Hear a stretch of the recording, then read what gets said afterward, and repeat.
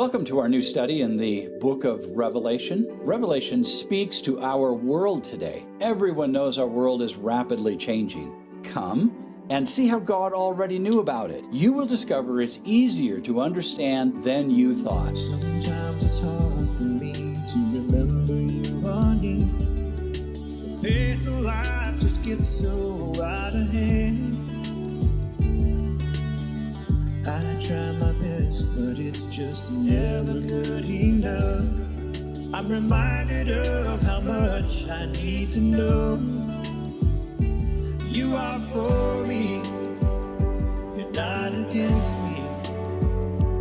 You are with me, I'm not alone. Through all the darkest times and brightest days, I know some things will always stay the same.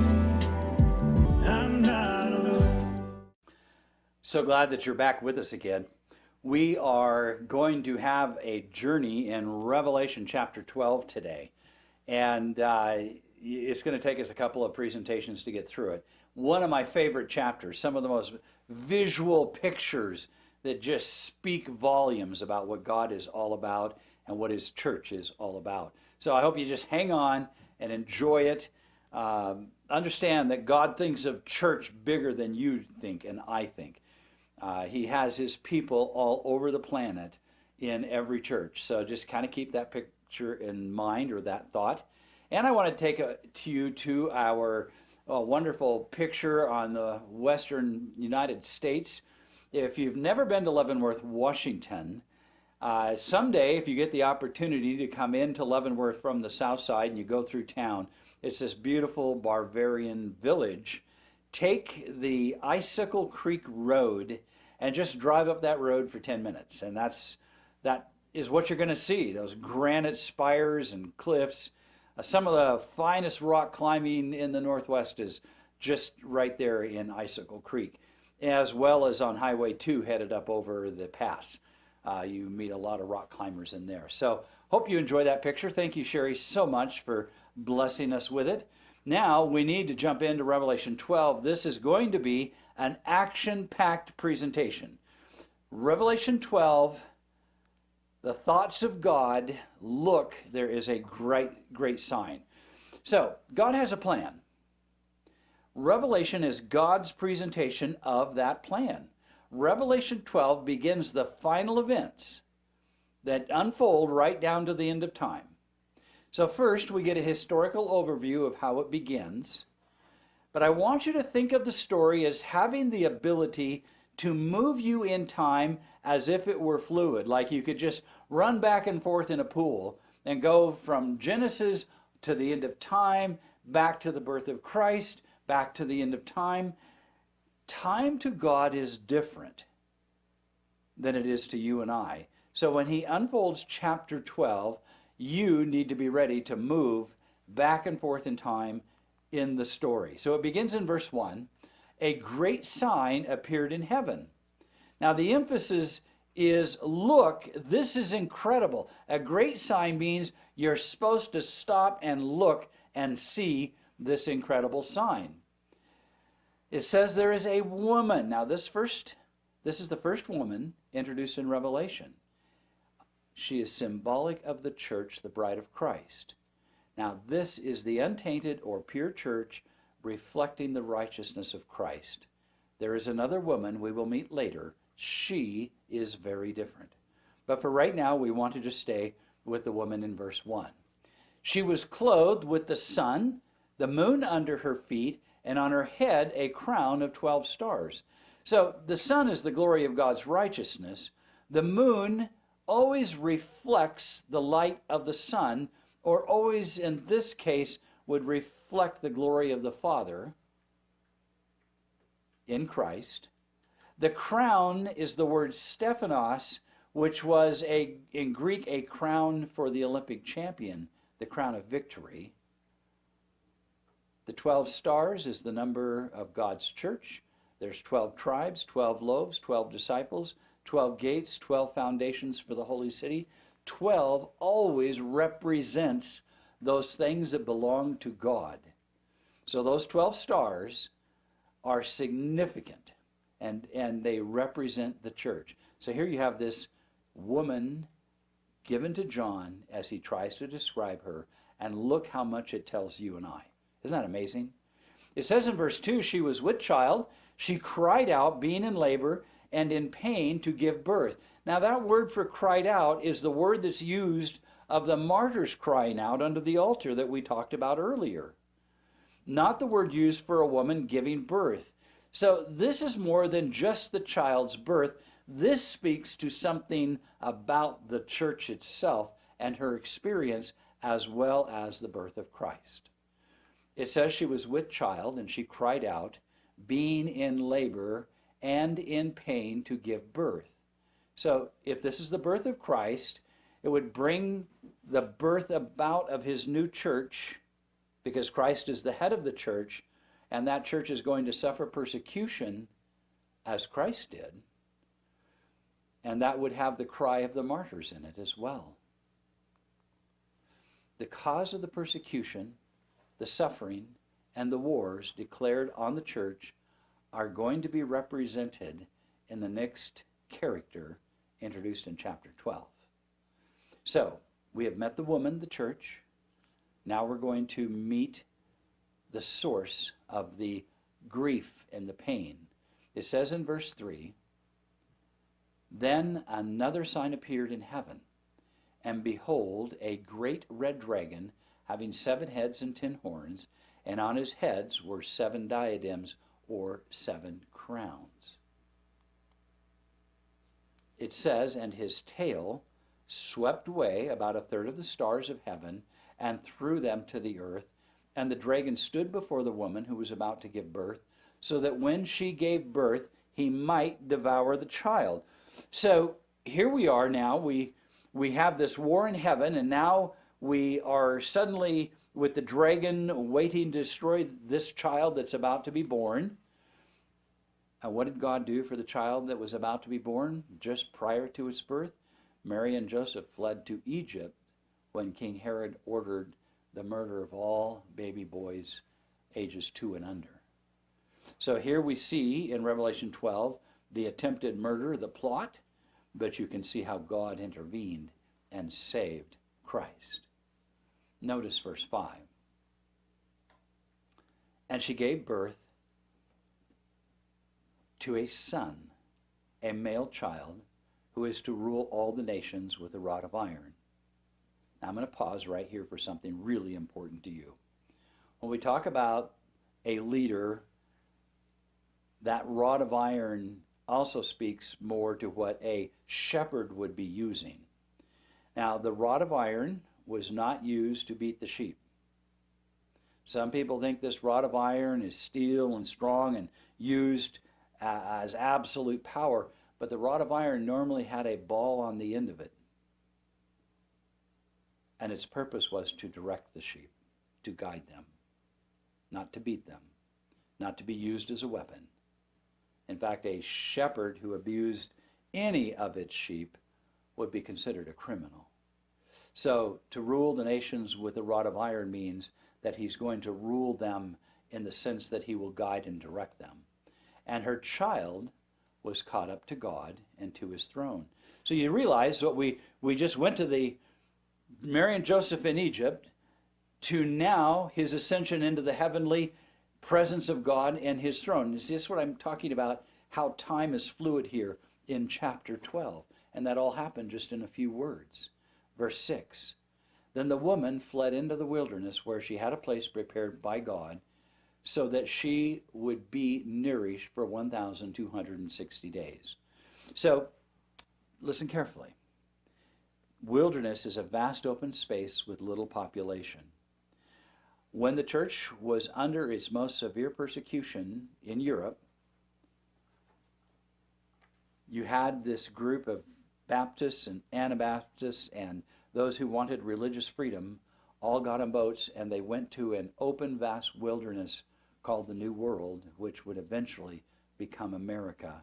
And there the church would flourish for 1,260 days, or in prophetic time, 1,260 years. So God now has moved us in time to his living church established after the ascension of Christ, to the shelter provided for the church to flourish in what we would call today the wilderness, or matching perfectly North America when they came where there was little or no population.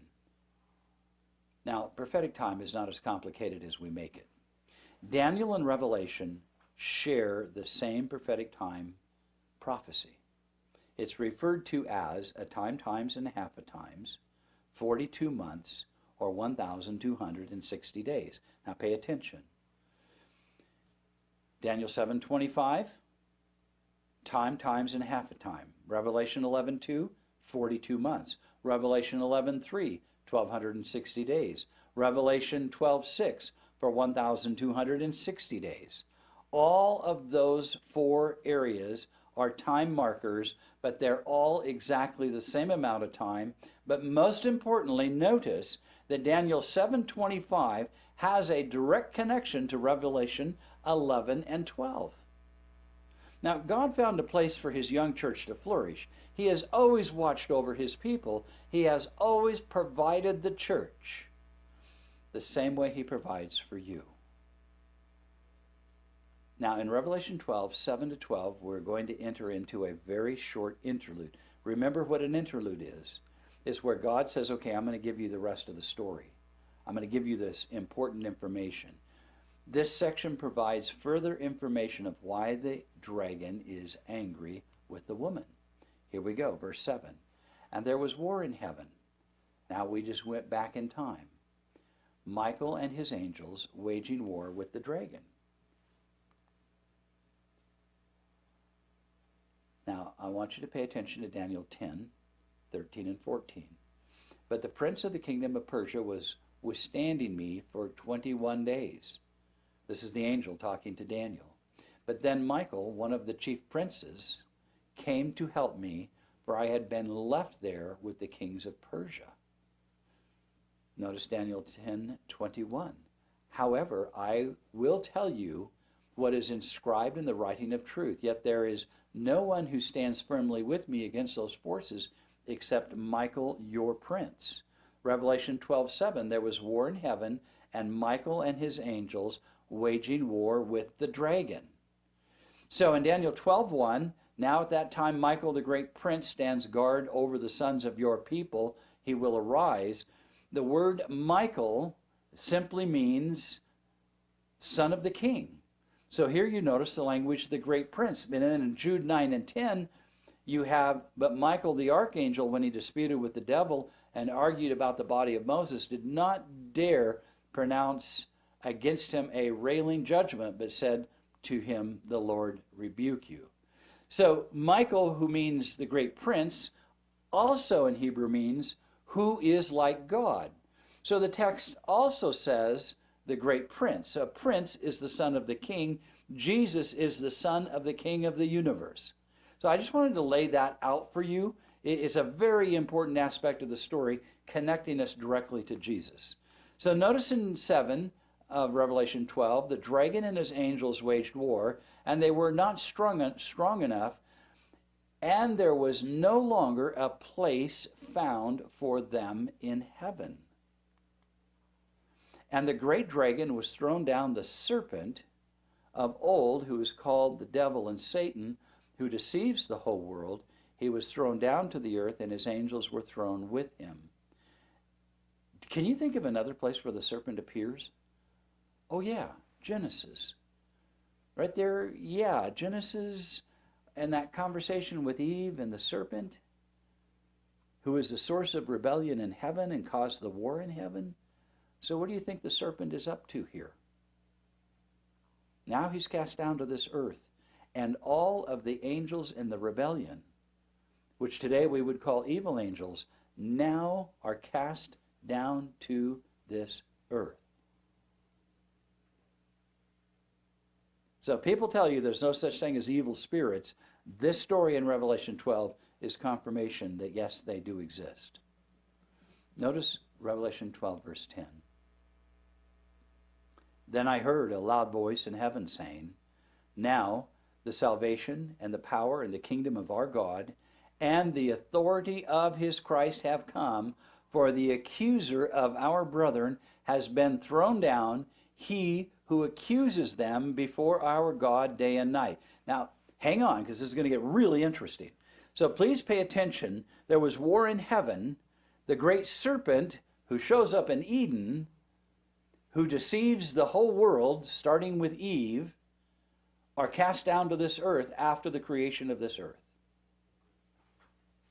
But when you go to the book of Job, guess who shows up in the presence of God to make accusations against Job? None other than Satan himself, Lucifer, who's the accuser of the brethren. God, you're not being fair. You're giving Job an advantage. You just let me have Adam and he will reject you. But now we come to Revelation 12:10. And Lucifer is cast down and defeated and no longer is able to access the throne room of heaven. Something has happened to utterly and completely defeat Lucifer. And I'm going to tell you that when Christ took the sins of the entire human race, from Eve all the way down to the last man standing, last woman, child on this earth standing, that he has paid in full the penalty for their sin, Satan became a defeated being the day Christ rose from the tomb and defeated sin and eternal death. Did you catch that? That's why Revelation 12 is so exciting, because Lucifer is a defeated being. He has no longer access to make accusations against you. Wow. Doesn't that mean that you don't have permission to make accusations against yourself? Thought I'd just toss that in. You see, it was at Calvary that Christ utterly defeated Satan. He still had access to the throne room of God in the book of Job. Now he no longer has access to God's throne to accuse you as unworthy to be saved. That means you don't have permission to accuse yourself either. But notice verse 11. And they, that's you and me, and everybody on the planet, they overcame him, that's the serpent, that's the devil, because of the blood of the Lamb and because of the word of their testimony, and they did not love their lives even when faced with death. Hence the cry of the woman who was going to give birth, the cry of the martyrs. Revelation 12:12. For this reason rejoice, O heavens, and you who dwell on or in them. This is an opportunity for you to praise and have joy unlimited because Christ has fully defeated Satan. The only power he can have in your life is the power you and I choose to give him. That's amazing, isn't it? Revelation 12 is so profoundly important. I mean, here is a call for you to rejoice. Heaven is going to join you. Everyone on earth is going to join you. We can rejoice in his defeat because of what Christ accomplished on the cross, in his resurrection, and in his ascension to be seated at the right hand of God. Isn't that amazing? Isn't that just absolutely, absolutely amazing? Revelation 12:12. Woe to the earth and the sea, because the devil has come down to you, having great wrath, knowing that he has only a short time. So I want to pause here for just a moment. I want to challenge you to just process. I mean, this is a profoundly significant verse. What God is telling John, that John is writing down so that you and I can read this, he is telling us clearly, without exception, that the devil has a plan to prevent every human being he possibly can in his rage from accepting the gift of the righteousness of Christ, to accepting the gift of the atonement of Christ, to accept the gift of Christ's completed work in you, Christ in you, the hope of glory, that he has a plan to prevent every man, woman, and child from accepting that very, very precious gift.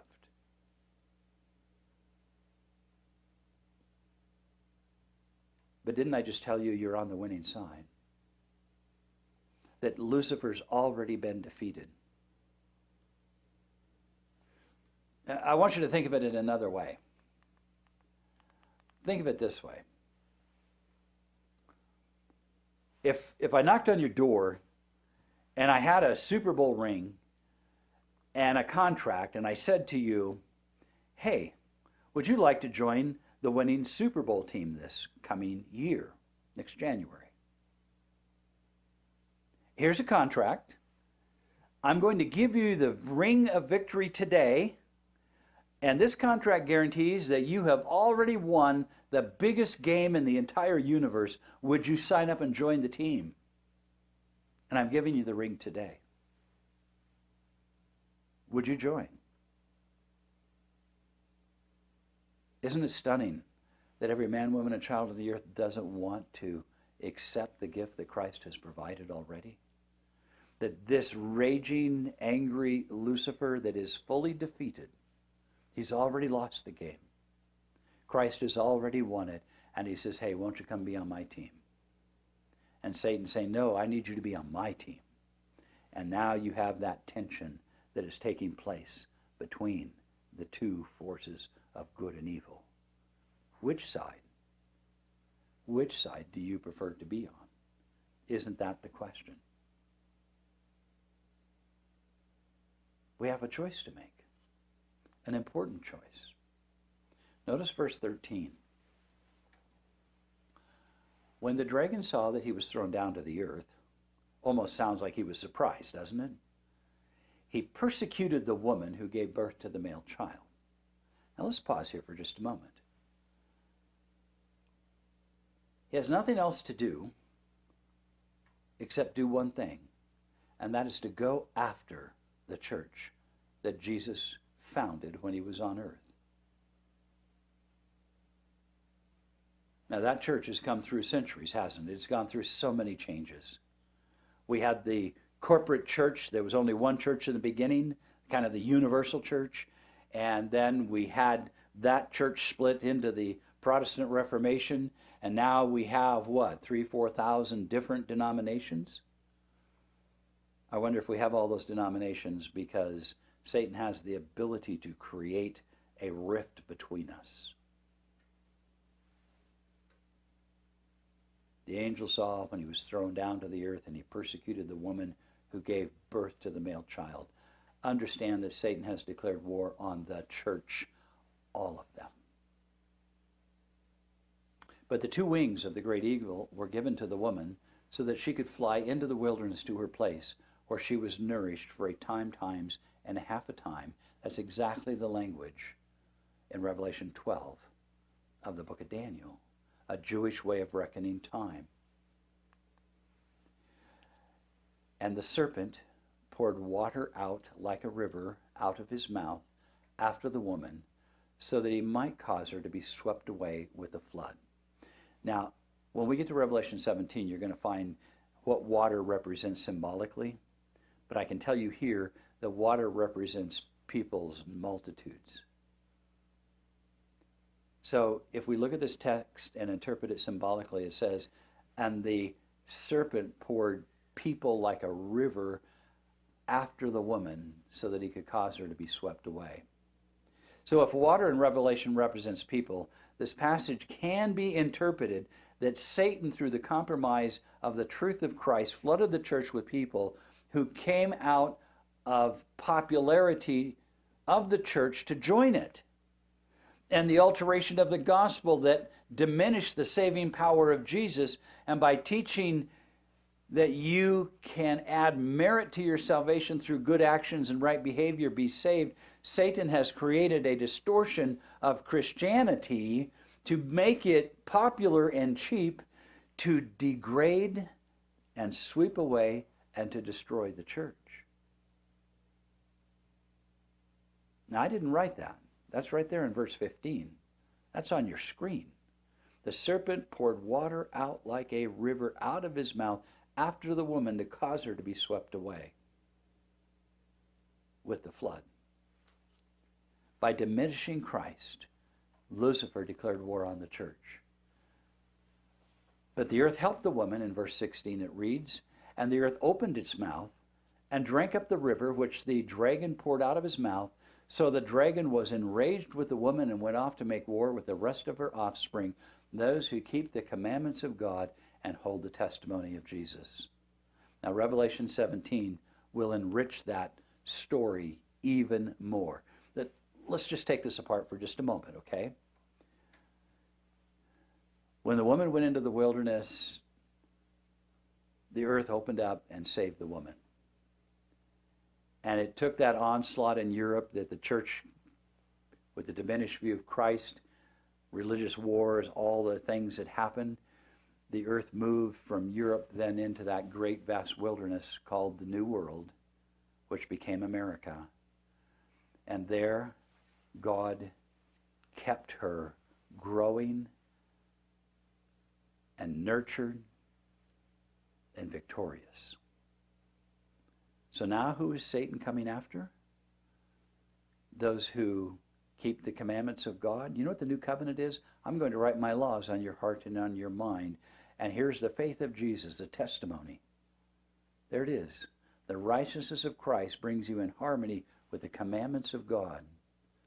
We'll see more of this when we get to Revelation 17. That's just such a magnificent, intense chapter, isn't it? Here the church is victorious. But what irritates Satan is when people love God with all of their heart, mind, and soul, and their neighbor as themselves. And they accept Jesus as their only hope of salvation. That is what defeats Satan. The story will unfold in a deeper, more vast way. I want to go to our closing picture. This beautiful little reservoir is just in the mountains of Utah, just up the road, not too far from Park City, maybe another 45, 50 minutes. You head on up into the mountains, and here's this beautiful reservoir. The rain was kind of coming and going that day.